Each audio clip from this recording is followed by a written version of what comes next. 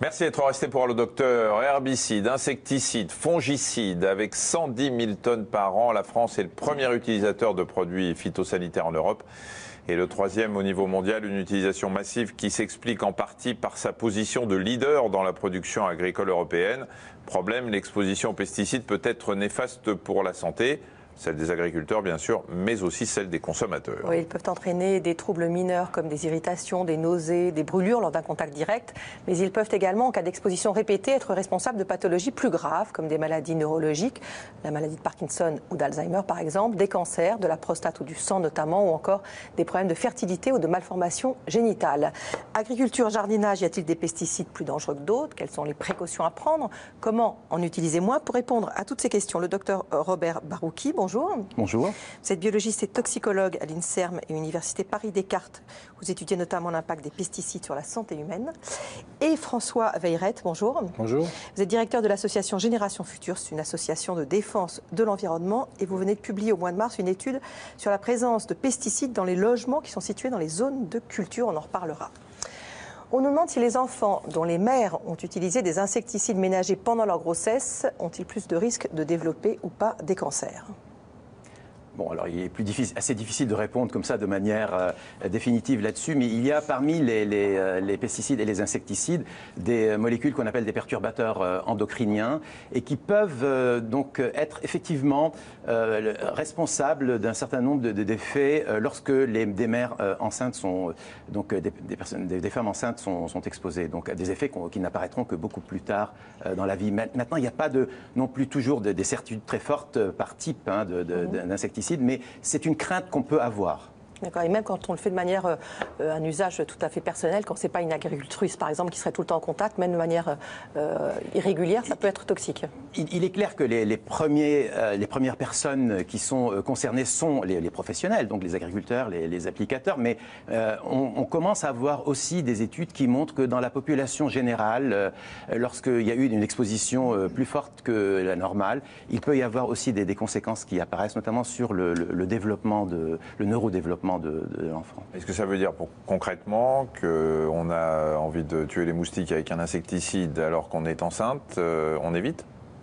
Alors, bon, c'est toujours difficile. On est toujours dans un domaine où il y a pas mal d'incertitudes et on n'est pas là pour interdire toutes sortes de choses. Cela dit, on sait clairement actuellement que la période de la grossesse et du développement fœtal est une période de vulnérabilité tout à fait particulière et il peut être recommandé quand même de prendre un certain nombre de précautions. Donc il vaut mieux que ce ne soit pas la mère lorsqu'elle est enceinte qui fasse ce genre de choses. Et puis voilà. On va prendre une moustiquaire, quoi. Voilà, très bien. On peut revenir à des méthodes plus traditionnelles. Vous parlez là des fœtus, mais on nous demande pourquoi les enfants sont particulièrement sensibles aux pesticides. Les enfants aussi, c'est pas que les enfants aussi. On a beaucoup travaillé sur le fœtus, mais la petite enfance aussi est une période de vulnérabilité tout à fait particulière aussi. Est-il vrai que certains fongicides, alors fongicides c'est contre les champignons, pourraient être à l'origine de dysfonctionnements neurologiques? Les alors on a toujours des difficultés pour pointer des produits en particulier dans les études scientifiques qui sont publiées. Alors c'est vrai qu'il y a des études qui montrent un risque de leucémie chez l'enfant quand la maman a été exposée. Ça vient d'être dit. Sur les fongicides, c'est plutôt les insecticides qui sont en général pointés pour les dysfonctionnements neurologiques parce que ce sont des neurotoxiques. Et là aussi, on a pas mal d'études qui montrent que l'exposition intra-utérine peut être une voie particulière de risque pour des maladies qui vont apparaître plus tard dans la vie. Mais on a aussi une autre catégorie d'études, ce sont les études qui sont faites sur les professionnels. Par exemple, dans les professionnels de la vigne, sont plus souvent, ceux qui traitent, sont plus souvent atteints par la maladie de Parkinson, maladie d'Alzheimer. Cette fois-ci, c'est une maladie qui a été acquise pendant l'activité professionnelle. Donc on a ces deux types d'études qui existent. Alors vous le dites toutes les deux, en général, c'est vraiment des suspicions de liens. On nous demande pour quelle maladie le lien avec les pesticides est-il avéré? Est-ce qu'il y a des maladies pour lesquelles c'est une certitude qu'il y a un lien de cause à effet? Alors, il y a eu une expertise de l'INSERM, donc il y a 2 ans, qui a établi un peu les relations entre les pesticides et la santé et qui a donc rapporté ce que vous avez dit au début, des cancers, des maladies de Parkinson, d'autres maladies neurologiques. Alors, le niveau de preuve est variable selon ces différentes catégories. Dans l'ensemble, on peut considérer, en tout cas que chez les agriculteurs, qu'il y a un certain nombre de choses qui sont acquises en termes de cancer du sang ou du cancer de la prostate. Le niveau de preuve est bon, il n'est peut-être pas à 100%, mais il est assez bon. Dans d'autres cas, ce sont plutôt des suspicions. Donc ça dépend vraiment des pathologies. Et on ne peut pas toujours attribuer très précisément à tel ou tel pesticide la responsabilité, parce que souvent on utilise des bons petits mélanges de pesticides. Mais c'est bizarre d'ailleurs qu'effectivement à chaque fois on dit là on n'est pas sûr parce qu'on ne peut pas, c'est des mélanges, etc. Mais ce sont des produits qui peuvent être, on fait beaucoup d'expériences sur les animaux, enfin on a quand même on prend chaque élément, chaque pesticide, chaque produit et on voit quels sont ses effets. Cocktail en même temps. Tout à fait. Non mais c'est bien sûr. Alors il faut voir que les expériences qu'on fait chez l'animal ne sont pas nécessairement aux mêmes doses auxquelles la population générale est exposée. Donc il y a toujours, on fait l'expérience et on essaie de... Voilà, c'est un modèle et donc il faut être prudent. Et on ne considère en général qu'on est à peu près sûr d'un effet que lorsqu'on a à la fois les expériences chez l'animal qui vont dans un sens et des arguments dans les populations humaines. Donc c'est pour ça, ce sont les arguments dans les populations humaines qui sont les plus difficiles à obtenir. Quelle est la différence entre pesticides naturels et chimiques? Alors, dans leur nom, c'est assez clair. Les pesticides chimiques ou pesticides de synthèse sont issus de la chimie de synthèse. Il peut exister des pesticides d'origine naturelle. Certains, d'ailleurs, ont une certaine toxicité et ont été interdits, notamment en agriculture biologique. Et il en existe qui sont encore utilisés, comme les extraits de pyrètre, qui viennent d'une variété de géranium, en fait, et qui sont d'origine parfaitement naturelle. Ça ne veut pas dire qu'ils n'ont pas de toxicité, mais en général, ils ont une rémanence beaucoup plus faible. Et c'est leur gros avantage. Au bout de quelques heures, une journée, 2 journées, il n'y en a plus de traces dans l'environnement. Donc ça, effectivement, sont deux approches différentes de l'utilisation des insecticides et de leur conception. Dorénavant, faut-il aller se promener dans la campagne avec un masque? Eh bien, depuis les années 2000, la présence et l'abondance des pesticides sont prises en compte dans l'étude de la pollution atmosphérique sur tout le territoire. Delphine Renaud et Maxime Soulard se sont rendus dans le Poitou, une région fortement marquée par les activités agricoles. La qualité de l'air y est analysée toute l'année. Ces traitements phytosanitaires sont indispensables pour de nombreux agriculteurs. S'ils connaissent les dangers et qu'ils se protègent, lors des épandages, ces pesticides se retrouvent dans les sols, mais aussi dans l'air et parfois bien loin des champs. À Poitiers, en pleine ville, cette station d'analyse de l'air a une antenne spécifique dédiée aux pesticides. Chaque semaine, ce technicien vient récupérer les échantillons pour les faire analyser. Voilà le préleveur qui aspire l'air à l'extérieur par ce tuyau. Et nous avons ici une cartouche en fait où il y a un filtre qui capte les particules et une mousse qui capte les gaz. Et en fait c'est cet ensemble, filtre plus mousse, que nous allons emmener analyser au laboratoire. Ces analyses, réalisées tout au long de l'année, ont permis de mettre en évidence un lien entre l'exploitation des pesticides agricoles et leur présence en ville. Donc ce qu'on voit, c'est aux environs de février, mars, avril, où il n'y a pas de traitement, les concentrations sont vraiment très faibles. En fait, ça commence à augmenter à partir d'avril-mai. Là, on a des concentrations d'herbicides et de fongicides qui sont vraiment liées aux périodes donc, de traitement sur les grandes cultures. Et ça a remonté à partir de la fin du mois de septembre, début du mois d'octobre. Et en novembre, et là, on a eu une grosse période donc, de traitement herbicide. Résultat, on retrouve en plein centre-ville la présence non seulement d'herbicides, de fongicides, mais aussi d'insecticides. Surprise, tous ne sont pas autorisés. Le lindane, c'est un insecticide qui a été interdit en agriculture depuis 1998. Il a encore été utilisé par la suite dans un domaine non agricole pour le traitement des boiseries, des charpentes, etc. Cet insecticide est un insecticide extrêmement persistant dans l'air. Il se dégrade très très lentement. Donc d'année en année, on voit quand même les concentrations qui chutent, mais très lentement. Si la présence des pesticides dans l'air est démontrée, leur impact sur la santé reste méconnu. Les concentrations sont effectivement très, très faibles. On parle de 1 milliardième de gramme. Par contre, ce sont des concentrations, c'est une exposition passive puisqu'on respire en permanence, on ne peut pas s'empêcher de respirer. Donc qu'on soit en centre-ville ou qu'on soit en zone rurale, on va respirer des pesticides tout au long de l'année et tout au long de la journée. Quelle que soit la quantité, du moment où cette molécule arrive dans nos poumons, il y a potentiellement un risque quelque part à étudier. Un risque difficile à évaluer car l'exposition aux pesticides est multiple, dans l'air, dans l'eau, mais aussi dans l'alimentation. Ce qui est certain, c'est que les pesticides dans l'air contribuent à l'exposition de la population. Ce qu'on ne sait pas dire encore aujourd'hui, c'est quel est le lien entre l'exposition aérienne et l'impact sur la santé. C'est-à-dire quelle va être la contribution de cette exposition aérienne par rapport à l'exposition alimentaire, qui est quand même une voie d'exposition importante, ou par rapport au contact pour ceux qui sont les plus proches. Et quand on trouve par exemple des pesticides dans les cheveux ou dans le sang, quand on fait de la biosurveillance, ce qu'on fait en ce moment, on ne sait pas dire d'où viennent ces pesticides. Contrairement à l'alimentation et l'eau, il n'existe aujourd'hui pas de seuil réglementaire pour les pesticides dans l'air. Actuellement, les autorités sanitaires ont un projet pour mettre en place des recommandations. François Weyret, je le disais, vous avez publié une étude sur la présence de pesticides dans les logements situés dans les zones de culture. Ça a montré quoi, cette étude ? Non, on est assailli de coups de téléphone tous les ans, du mois d'avril au mois de juillet-août, quand les grosses pulvérisations de pesticides ont lieu. Des personnes qui habitent près des zones cultivées, des champs, des vignes, des vergers, et qui n'en peuvent plus d'être obligés de vivre avec les fenêtres fermées un certain nombre de mois par an. Donc on a voulu savoir exactement à quoi elles étaient exposées, et donc on a cherché une soixantaine de pesticides dans les poussières de ces habitations, en travaillant avec un laboratoire spécialisé, et on a eu la surprise de trouver dans certains logements jusqu'à la moitié des pesticides recherchés dans ces poussières. Alors des produits autorisés venant clairement des zones cultivées alentour, des produits interdits aussi depuis longtemps, mais qui sont encore présents dans l'environnement, ou bien utilisés frauduleusement, on n'en sait rien, et quelques produits aussi utilisés de manière domestique, certains insecticides, etc., domestiques, qu'on appelle des biocides, qui ne sont pas d'ailleurs gérés par la même législation que les pesticides agricoles. Donc au total, un cocktail important, et surtout... Avec des concentrations élevées ou pas ? Des concentrations qui peuvent aller jusqu'à plusieurs milligrammes par kilo de poussière, mais, donc c'est quand même pas tout à fait anodin. Et surtout, c'est valable toute l'année, parce qu'on a refait des tests en hiver, 6 mois après le premier prélèvement, et on trouve encore un peu moins de pesticides, mais on en trouve toujours. Et toujours un cocktail, toujours une moyenne d'à peu près une vingtaine de résidus par maison. Ce qui montre que l'exposition à un cocktail de pesticides par l'air dans ces maisons-là est une réalité toute l'année. Et les autorités vont en faire quoi de cette étude ? Alors les autorités, elles vont en faire, je ne sais pas. Nous, en tout cas, on l'utilise pour montrer la réalité de l'exposition des personnes qui habitent dans ces zones-là aux pesticides, parce que ce qu'on veut, c'est arriver à trouver des solutions pratiques pour diminuer cette exposition. Ça peut être des moyens techniques, ça peut être l'interdiction de pulvériser dans certaines zones, trop proches des zones d'habitation. Ça pose la question de la cohabitation dans les zones rurales. Parce qu'on a construit dans des zones qui n'étaient pas constructibles avant, on a retourné certaines prairies qui sont devenues des champs, et résultat aujourd'hui, dans beaucoup de zones, ces zones d'habitation et de culture sont côte à côte. Ah ben justement, on peut répondre à la question. Il faut un masque, parce qu'on n'y a pas répondu finalement, pour aller se balader à la campagne.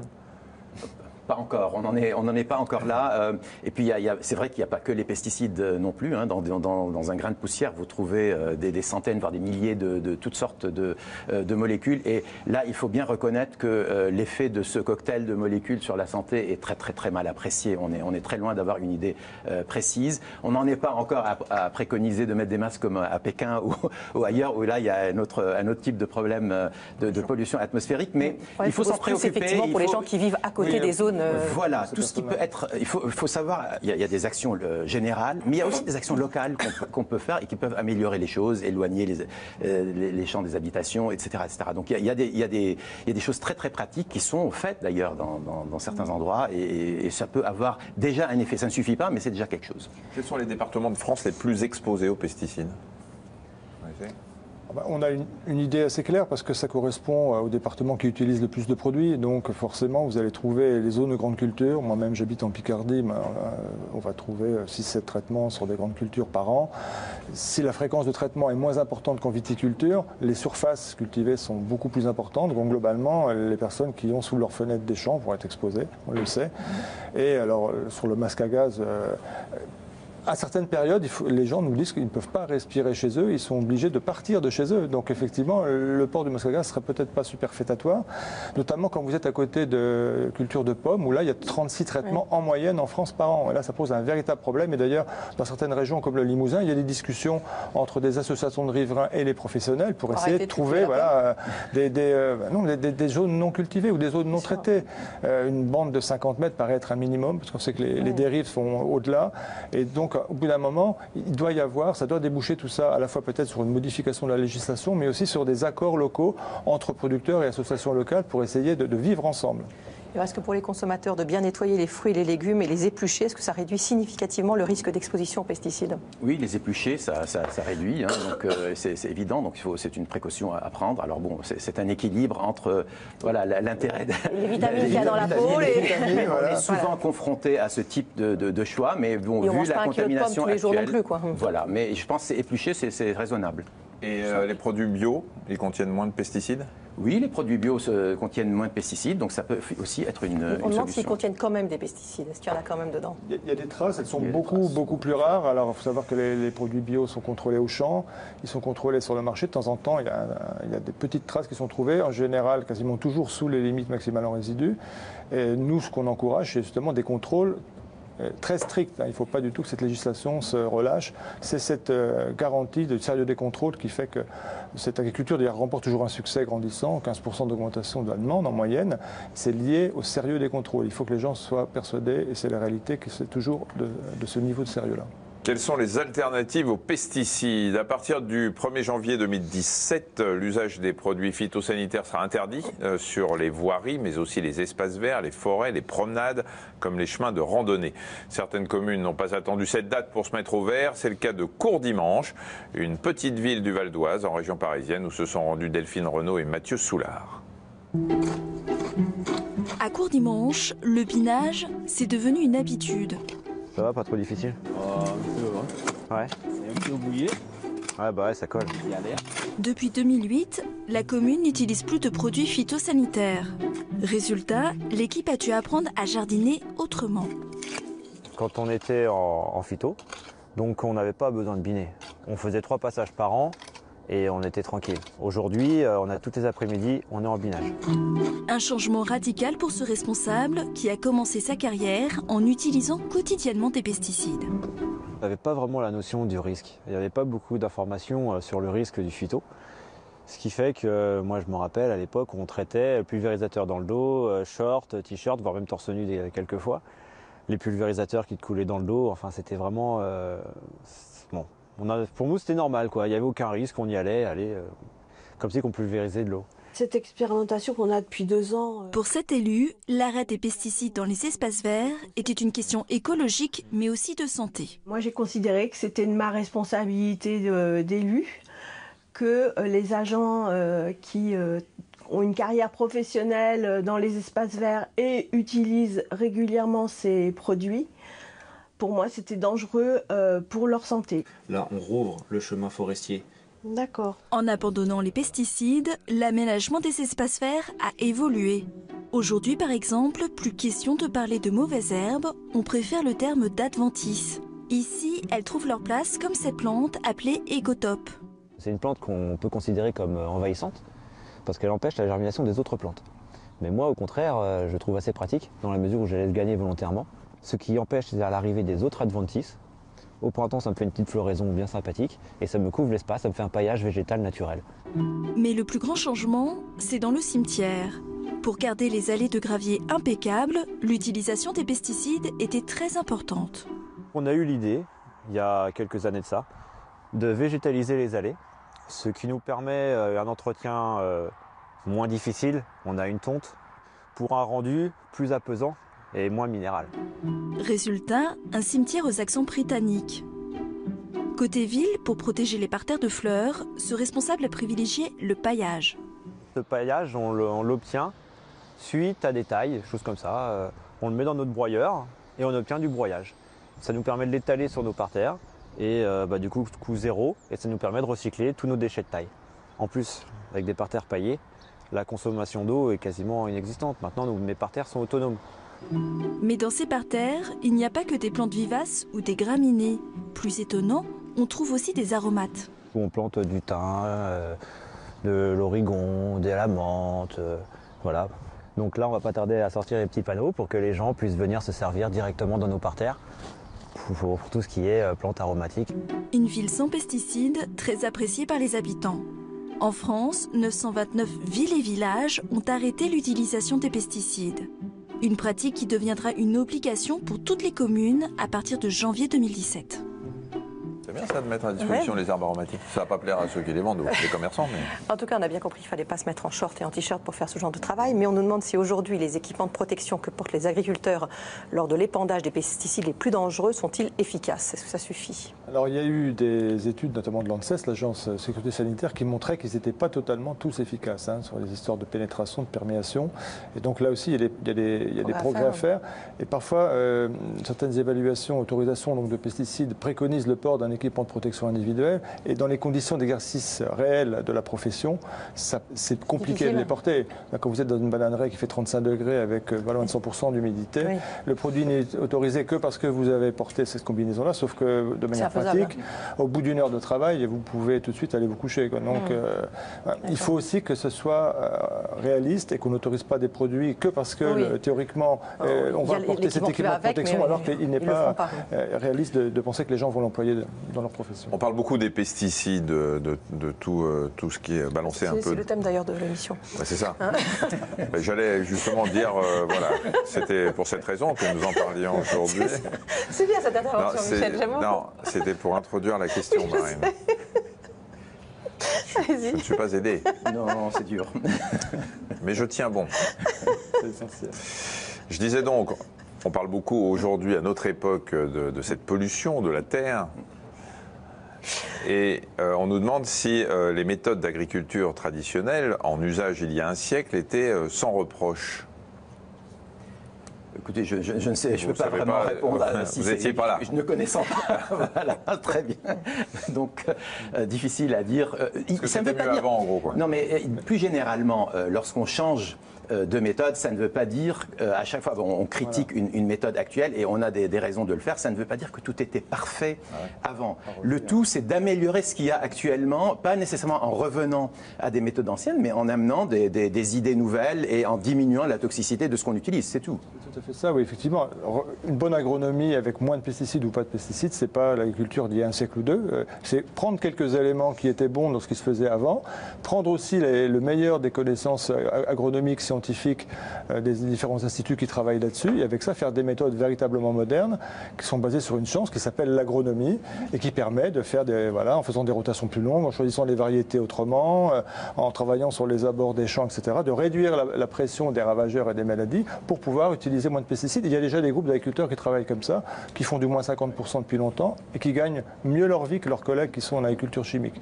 Donc maintenant, la question c'est comment on généralise ces pratiques qui sont à la fois héritières du passé pour une petite part, mais de l'agronomie pour une grosse part. Et il y a une voie de progrès considérable. Il faut voir que c'est du progrès aussi. Enfin, le progrès ne consiste pas seulement à amener de nouveaux produits chimiques. Le progrès, ça consiste à améliorer cette utilisation, pas nécessairement en revenant exactement à ce qui se faisait avant, mais en amenant des choses nouvelles, mais plus protectrices. Et la recherche et le travail, dans quel sens?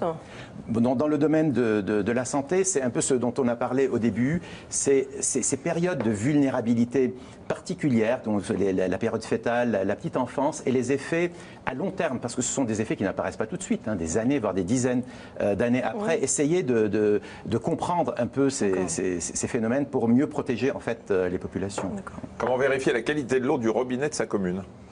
Alors ça c'est assez simple puisque quand vous payez votre facture d'eau, vous avez, c'est obligatoire, un compte rendu sur le niveau de présence de polluants ou pas de l'année précédente. Donc ça, c'est un moyen de le regarder. Il y a un décalage d'1 an, donc là, c'est un peu gênant.